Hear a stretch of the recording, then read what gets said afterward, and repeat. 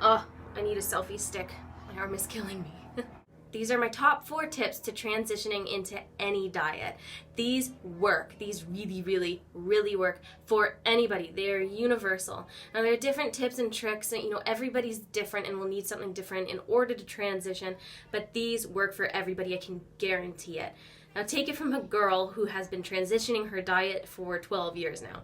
I went into vegetarianism and then into veganism and then wheat and gluten-free and then grain-free and into raw veganism. Ooh, it's a lot of diet changes, and God almighty does the Lord know how hard it was for me at times. It was so difficult with the addictions and just getting off certain foods you're so used to eating is so hard sometimes.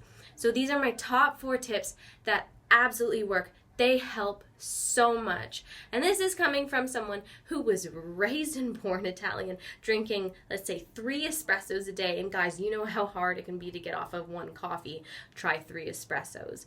That was so difficult. These addictions can be so strong and so hard in people's lives that we want to learn how to break them. And sometimes you have to do it in time and with ease. And these tips are really, really, really, really, really going to help. So tip number 1, start slow. Start with 1 meal a day. I started with breakfast. So I took whatever I usually ate for breakfast and I would find a way to tweak that meal to adjust it to the lifestyle I'm going for. So if I was going into veganism, let's say I was eating, could be anything, eggs every morning for breakfast. Find an egg substitute. Okay, egg substitutes are a little bit hard now. But my husband makes a wicked scrambled tofu. You can actually find that recipe in another video. Scrambled tofu instead of scrambled eggs. Great option. Or just find another breakfast alternative that you love. Or let's say you have milk in your cereal for breakfast. Instead of milk, like cow's dairy milk, use almond milk. There's so many ways to just look and focus on 1 meal and ways that you can change the ingredients to adjust them to whatever diet you're changing into. It's way easier than you think. And if you find that you can't substitute something, let's say you're trying to substitute, I don't know, bacon or a meat or something, say you can't find a substitute for the product, for the grain, for the animal product or whatever, just find a breakfast that you absolutely love. So for me, I fell in love with just having fruit for breakfast. It was, super simple, but I loved it. It was super simple breakfast. Find other breakfast ideas that you love and that you will stick with. It makes it so much easier. And then once you work on that one, meal time, if you get breakfast down, transition into the next one. Start working in the next one. Don't think of it that you have to get everything done, breakfast, lunch, and dinner and cover everything at once, because it's going to be overwhelming. It's going to be a lot to do. You want this to be a long-term thing. And to make things long-term, sometimes you have to go slow. That's my number 1 tip. That helps so much. Number 2 is make a list of the foods and the meals that you love to eat. And this can be anything. So whatever you are eating right now that you absolutely adore and love, make a list of them and then find ways that you can substitute things in those meals or ways that you can replace them. And then make a list of the foods and the meals that you're starting to love that are more in line with the diet that you're going for. And slowly you can find ways to substitute things in, to replace those meals, to cross things out, to adjust things. But then you can see them and have them there in front of you. What I do in my home is inside my cupboard, I have lists of food and meals on either side that I can make for the diet that I am following. So when I was going raw vegan, it was super hard at first because you're like, what the heck can you make raw?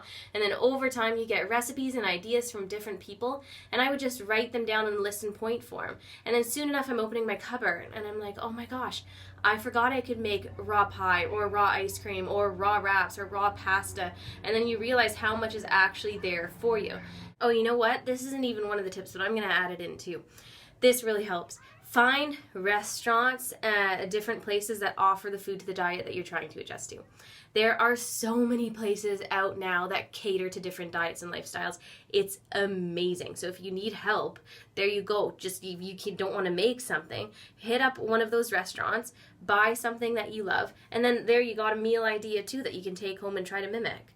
But there's so many different ways you can do it. There's so many people out there doing these different diets that there are endless amounts of recipes. Just search them up. Easy peasy.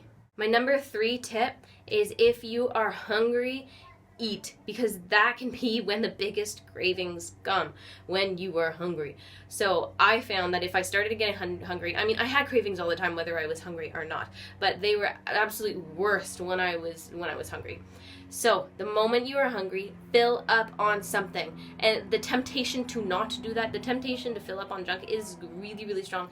Don't give in. Just don't even think about it. Stuff your face. Stuff your face with something dense, something that's going to fill you fast and satisfy you fast. Nuts, I don't know, whatever. Just something that's healthy and that's going to fill you. Something that's going to take those hunger pains away, and it's going to help immensely. And then you can start preparing something healthier that you want to eat. Just make sure that you are full. Make sure that you don't go hungry. Make sure that you don't get to that point of hunger where the cravings are going to come. Just avoid it altogether. Number 4, avoid emotional eating. That's, giving into cravings, or when you're in an unhealthy emotional state. It could be anything. I emotionally ate when I was happy, when I was sad, when I was angry, when I had no emotion at all. I just gave in and would eat anything.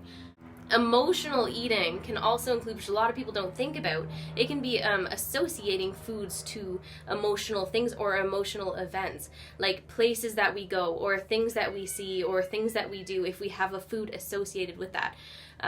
For example, if you go to in the movie theater or something, and then automatically it's a popcorn or a soda sort of thing, right?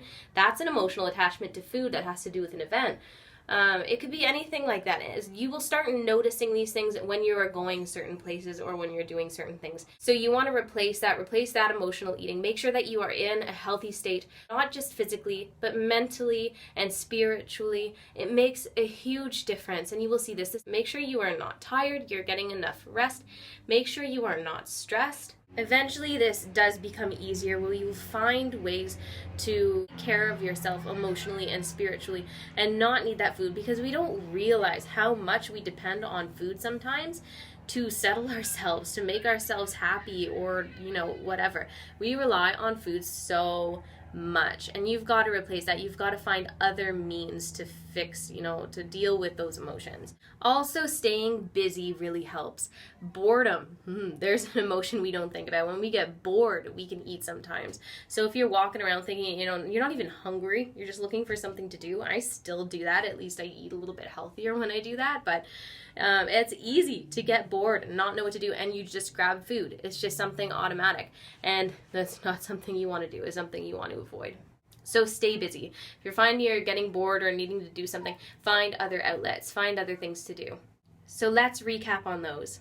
Number 1 was start with 1 meal a day.